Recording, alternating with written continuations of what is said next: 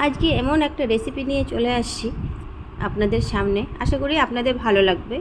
তো এখন তো চলছে কাঁঠালের সিজন, তো এখন কিন্তু আপনারা মনে যা চায় তাই কিন্তু বানিয়ে খেতে পারেন। তো আমি কিন্তু আজকে কাঁঠালের পকোড়া বানাবো। তো বন্ধুরা সঙ্গে থেকে পুরো ভিডিওটা দেখুন, আশা করি আপনাদের ভালো লাগবে। তো এদিকে দেখতেই পাচ্ছেন কাঁঠাল একটা ভেঙে নিয়ে বসে পড়েছি, এক বাটি কিন্তু কাঁঠালের রুয়া বের করে নিয়েছি, আরেক থালাতে বাড়ছি। তো এক বাটি এক থালা রোয়া হয়েছে। আর এত সুন্দর কাঁঠালটা, আর মানে একদম টুলটুলে পাকা, আর এত রস বের হয়েছে, দেখুন দেখতেই পাচ্ছেন। মানে খুব রসালো আর কি রোয়াগুলো। তো এইবার কিন্তু আমি সব ছাড়িয়ে নিয়েছি। আর এইবার কিন্তু আমি সব একবারে একটা ছাকনা, একটা ঝুড়িতে দিয়ে আগে বীজগুলো বার করতে হবে। বীজগুলো বের করে নিয়ে তারপরে দেখতেই পাচ্ছেন একদম বীজগুলোই মানে দেখা যাচ্ছে, আর এইগুলো রোয়াগুলো একদম ছোট ছোট আর কি। এই যে, তো রসটা বেশি হবে। আর যেটা বড় বড় রোয়া হয়, বীজ ছোট হয়, সেটা কিন্তু রস সেরকম একটা ভালো হয় না। তো যাই হোক, এবার বীজগুলো ছাড়িয়ে নিয়ে রস করে নেব। তো ছাড়ানো হয়ে গেছে। এবার একটু হাত দিয়ে কষলিয়ে কষলিয়ে নিব আমি, একটু কষতে কষতে হ্যাঁ এইভাবে করে নিয়ে তারপরে কিন্তু ছাকনাতে নিয়ে নেব। দেখতেই পাচ্ছেন কি সুন্দর একদম গলা। এই যে বীজগুলো কিন্তু ছাড়িয়ে নিয়েছি। আর এই যে নারকেলটা দেখতে পাচ্ছেন, এই নারকেলটা কুড়িয়ে নিয়ে আমি কিন্তু এই পকোড়াতে অ্যাড করব। তো এদিকে দেখুন, এই যেভাবে আরও কষলিয়ে নিচ্ছি, নিয়ে ভালো করে চেলে নেব। দেখুন এত সুন্দর টুলটুলে পাকা, কত সুন্দরভাবে রসগুলো পড়ে যাচ্ছে, দেখতেই পাচ্ছেন। আমার তো খুব ভালো লাগে এভাবে কাঁঠালের মানে পকোড়া করে খেতে। আর আপনারা চাইলে কিন্তু সুজিও অ্যাড করতে পারেন, সুজিটা একটু ভিজিয়ে রেখে। তো আমার হাতের কাছে সুজিটা ছিল না, তার জন্য কিন্তু আমি সুজিটা দিতে পারিনি। যাই হোক, এদিকে কিন্তু রসটা কিন্তু পুরোপুরি হয়ে গেছে। এবার কিন্তু আমি থালার থেকে বাটিতে ঢেলে নিচ্ছি। দেখতেই পাচ্ছেন একদম কি সুন্দর লিকুইড। তো আরও কিন্তু থালায় আছে, আমি পুরোটা দিয়ে বানাবো না, পুরোটা দিয়ে বানালে না অনেকগুলো হয়ে যাবে, অনেকটাই রস হয়েছে। তো এখানে অর্ধেকটা ঢেলে নিয়েছি আর অর্ধেকটা রেখে দিয়েছি। আমার ছেলে ভীষণ ভালোবাসে কাঁঠালের রস খেতে, ও মুড়ি দিয়ে কাঁঠালের রস খাবে।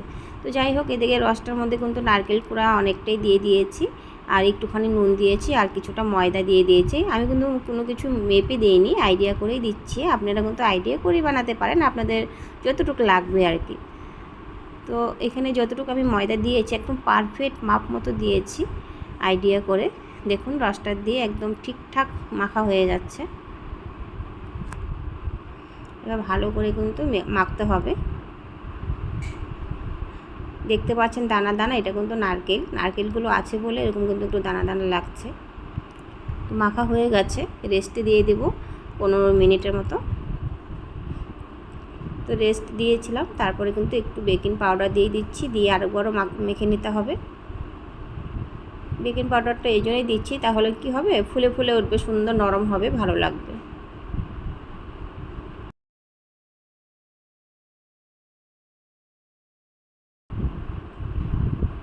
এইভাবে কিন্তু মাখতে হবে, ভালো করে মেশাতে হবে।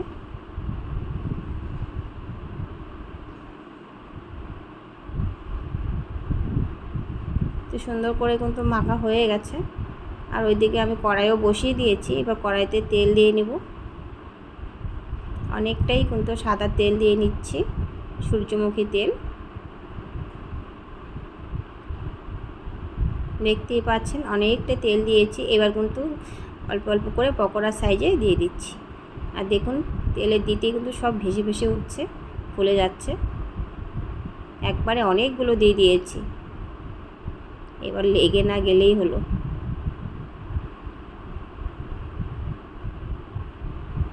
একটু নিচটা যখন লাল হয়ে যাবে তারপরে কিন্তু উল্টে দিতে হবে। যতক্ষণে লাল না হবে ততক্ষণ কিন্তু উল্টানো যাবে না, না হলে কী হবে, একটার সাথে একটা লেগে যাবে। দেখতেই পাচ্ছেন ব্রাউন কালার কিন্তু হয়ে গেছে।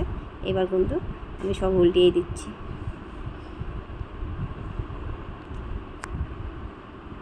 তো দেখতেই পাচ্ছেন একটার সাথে একটা লেগেছে ঠিকই, কিন্তু একাই আবার ছেড়ে যাবে আর কি। আর এটা একটু নরম নরম হয়েছে, তো তার জন্য একটু লেগে গেছে। তাতে কোনো অসুবিধা নেই, দেখতেই পাচ্ছেন কত সুন্দর একাই ছেড়ে গেছে আর কি। এই দেখুন সুন্দরভাবে ছেড়ে গেছে, মনে হচ্ছে না যে তালের মানে তালের বড়া আর কি, তালের বড়ার মতো লাগছে। এই তো সিজন চলে আসছে আবার তালের বড়া, পোয়া, মালপোয়া অবশ্যই আপনাদের সাথে শেয়ার করব।